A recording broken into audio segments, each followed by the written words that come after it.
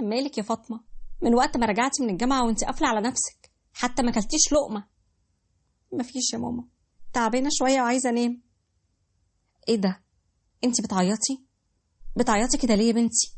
مالك يا حبيبتي؟ احكيلي يمكن اقدر اساعدك. انا غلطت يا ماما، غلطت غلطة كبيرة قوي وما فقتش منها غير متأخر.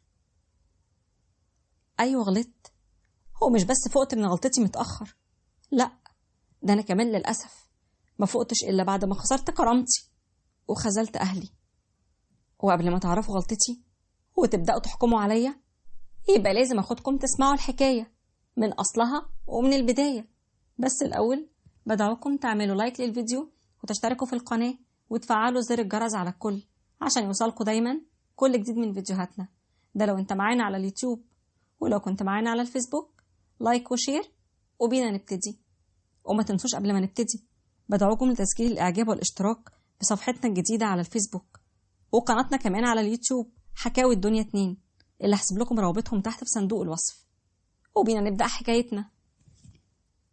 أنا فاطمة، عايشة مع ماما وبابا وأختي الصغيرة، وبدرس في الجامعة لسه في سنة أولى. وهناك اتعرفت على مجموعة بنات وبقينا نحضر مع بعض المحاضرات، وبين المحاضرة والتانية نقعد سوا في كافتيريا الكلية نذاكر شوية، نشرب، ناكل حاجة كده يعني، وعاد البنات بقى اللي انتوا عارفينه. لحد ما بقت عادة عندنا وبقى هو ده المكان بتاعنا اللي لازم نتقابل فيه كل يوم. وفي مرة لقيت سنتوس صاحبتي بتقولي: ايه يا فاطمة مالك يا بنتي؟ انتي مش معانا خالص، سرحانة في ايه؟ لا ابدا يا سنتوس مفيش حاجة، انا معاكم اهو يا بنتي.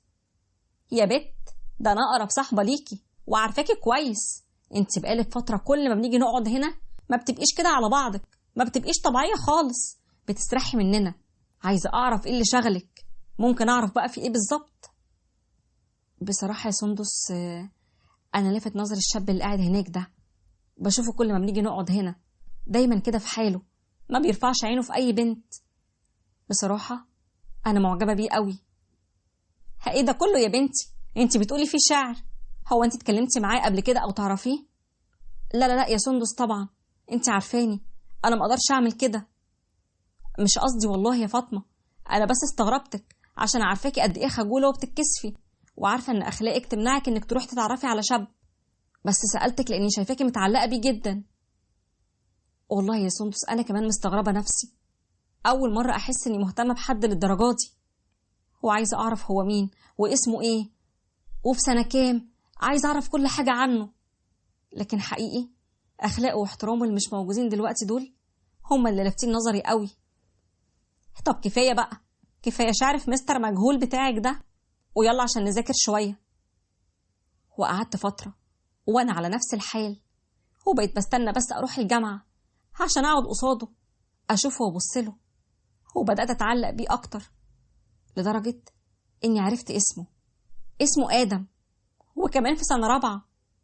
وروحت ودورت على الاكاونت بتاعه على الفيسبوك، وانا كمان عملت اكاونت فيك مش باسمي عشان اتعرف عليه اكتر واعرفه براحتي.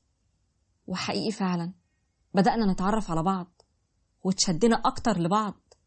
وفي يوم قلت لسندس: انا عاوزة احكي لك على حاجة معرفش انا ازاي عملتها، لكن غصب عني والله يا سندس، انا عاوزة احكي لك ومحتاجة انك تفهميني.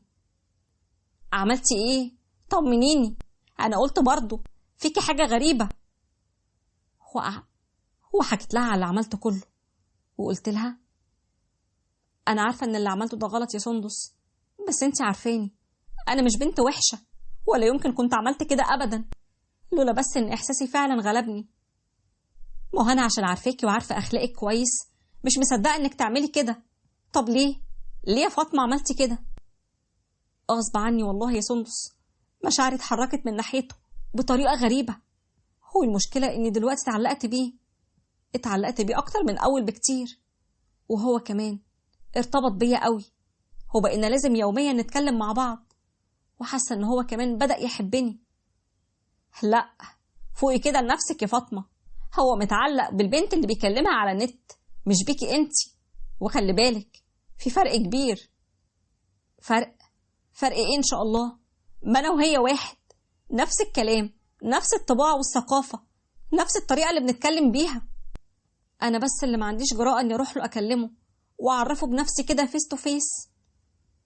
اسمعي يا فاطمة، انا لولا اني عارفاكي كويس ما كنتش هعذرك، بس اللي عملتيه ده غلط، واكبر غلط كمان.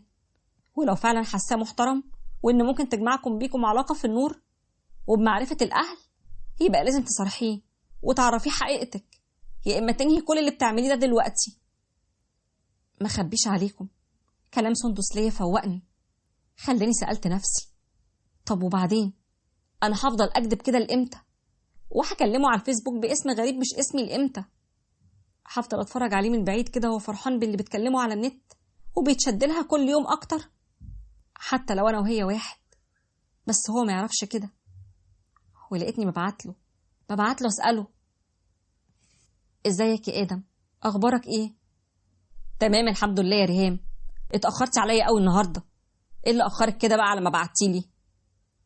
سوري يا ادم، انا اسفه، انا بس كنت تعبانه شويه. ليه بس؟ الف سلامه عليكي. طب وعامله ايه دلوقتي؟ طمنيني عليك يا ريهام. الحمد لله احسن يا ادم.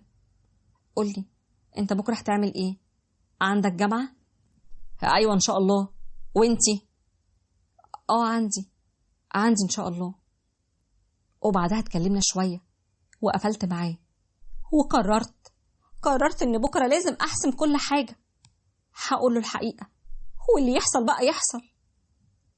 وتاني يوم لقيته في نفس المكان، رحت عليه وقربت منه وقلت له، صباح الخير يا ادم.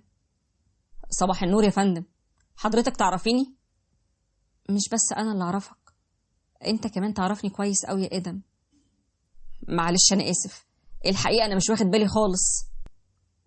انا اترددت كتير قوي قبل ما اجي اصارحك، بس انا مش قادره اكمل اكتر من كده. صدقني كان غصب عني، وما اعرفش ازاي عملت كده.